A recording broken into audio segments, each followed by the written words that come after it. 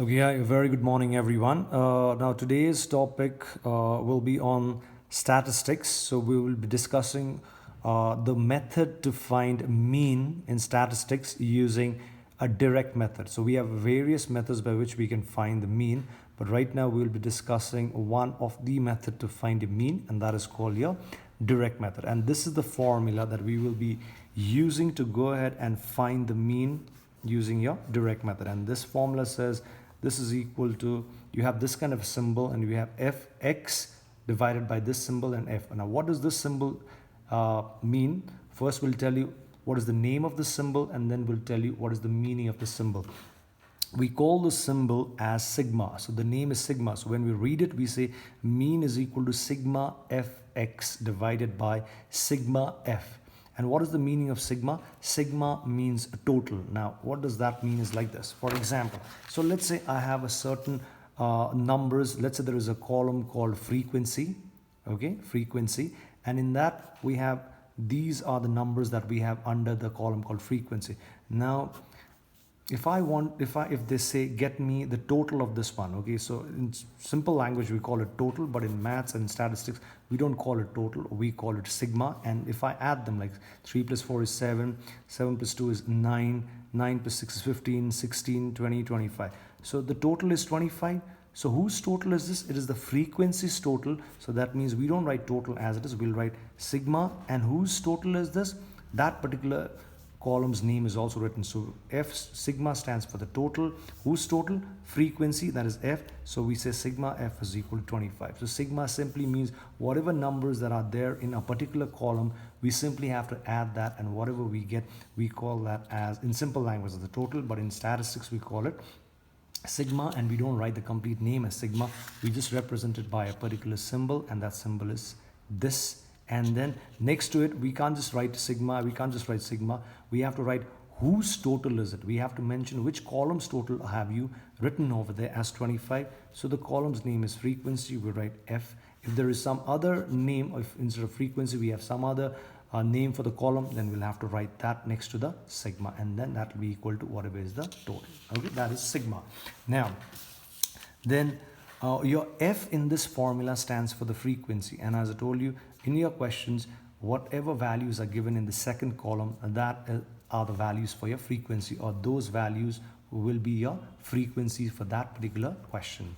And x, what is x? X is your mid value. Okay, so now the name clearly says, it says mid value, so that means this is the one that lies exactly in the middle. Now what do you mean by that is, like, let's say for example there are two numbers given to you. If I say 2 and 8, if I say get me the mid value of this one, so how do I get the mid value? The formula to get your mid value is we always add the numbers and then divide it by 2. So it means 2 plus 8 divided by 2, and then we get it as 10 divided by 2, we get it as 5. So 5 is the number that lies exactly in the middle of 8 and 2. So in between 2 and 8 we have 3, we have 4, we have 5, we have 6, we have 7, but 5 lies exactly in the middle. That's why we call it mid value. Okay, but they won't give you in statistics, they won't say 2 and 8. Now they'll say like dash, instead of writing and, they'll write 2 dash, means when we read it we say 2 to 8. Okay, like if I have 5 to 15, like that. Okay, so if I have 0 to 10, and if they say get me the mid value of this one, all I have to do is add them up, divided by 2. So we get what? 10 divided by 2, 5. So if you check, 5 lies exactly in the middle of 0 and 10.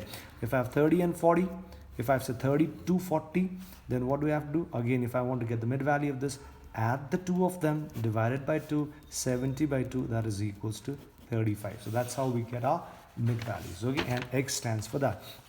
So now let's go ahead and give you an example of a question, and then we'll show you how to go ahead and solve that question, how to find the mean using direct method. So let's say it says there is a question, and then you have two columns. So the first column usually will be represented as CI, and CI stands for, the full form is class interval. So if I see CI written, it means it stands for class interval. So CI is written, and under CI, let's say we have intervals. Okay, so 0 to 10, so these are called intervals. 0-10 means 0 to 10, that's called the first interval.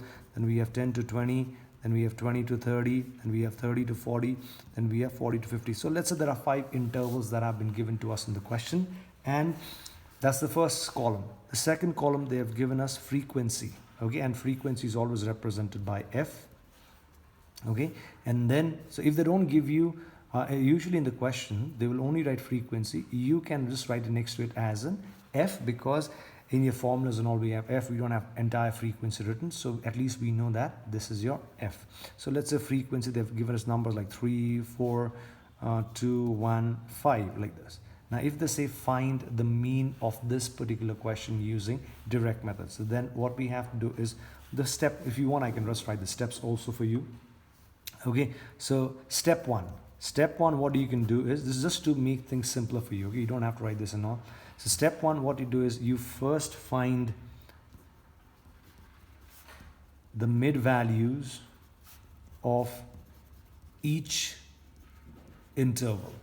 Okay, so you have to find, there are 5 intervals, 1, 2, 3, 4, 5. So you have to get the mid values of each interval. Okay, and we know that the mid value is represented by the letter called X. So we write X, and then since there are 5 intervals, for each we'll get the mid value. So, and I've already taught you how to go ahead and get the mid value. We just add them divided by 2. So the first one has 0 to 10. So in the rough you can do 0 plus 10 is 10 divided by 2, we'll get a 5. Then the second is 10 and 20, we get what? So 30 divided by 2, 15, then we get 25, then we get 35, then we get 45. That you can manage yourself. That's step 1. Then step 2, what you do is, then now you need to find next column called find fx. So it means you'll have to multiply the f and your x. So you multiply the values that we have in f and the values that we have in x, multiply them and you will get a fx. So that means we'll have to get another column called fx, multiply, so that means these two gets multiplied, f and x. The first fx is 15, the second fx is 60, the third fx is 50, the fourth fx is 35, and the fifth fx is 25, 225.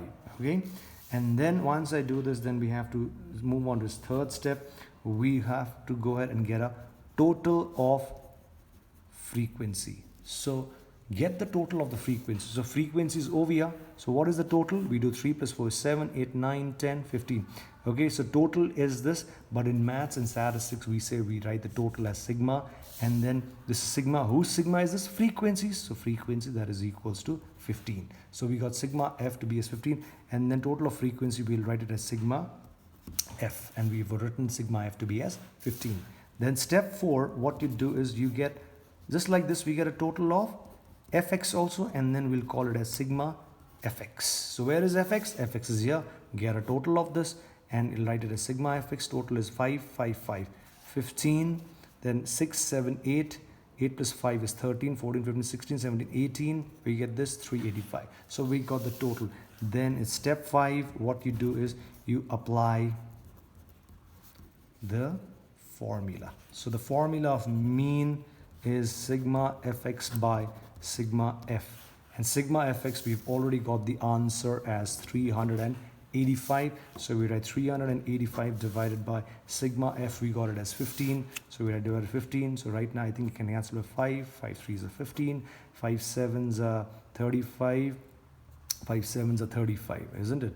Yeah, 5 7s are 35, 35, yeah. So we get 77 by 3. Now they can't be cancelled further. So in the rough, I just divide 37 by 3, 77 by 3, 3 2s are 6, 1 7, 3 5s are 15, 2, I put it 2, 3 6s are 18, again 2, 3 6 8, and it keeps on going. So I just round it off and I make it as 25 plus 6, 7. That's the answer that we get.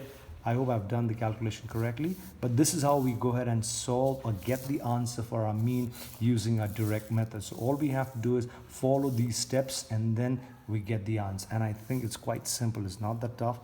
Okay, so in case anyone still has any queries regarding this direct method, okay, of finding a mean, then you can just let me know. And if there is anything that I can do about it, I'll just go ahead and help you out. Okay, so that's it for the time being. Thank you very much.